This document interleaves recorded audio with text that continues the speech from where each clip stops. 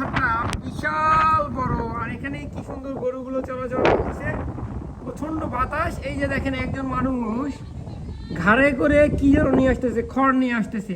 ওখানে কতগুলো ছাগল, একটা সাদা গেঞ্জি পরে মানুষ দাঁড়িয়ে আছে।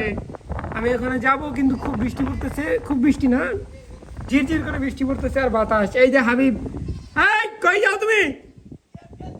হাই গেম খেলা, সারাদিন খালি গেমস খেলা, পোলাপান খালি সারাদিন এই যে এখানে বসে গেমস খেলা। দেখেন কি সুন্দর বাতাস, আর বাতাসের সাথে ছিটে ছিটে করে বৃষ্টি পড়তেছে।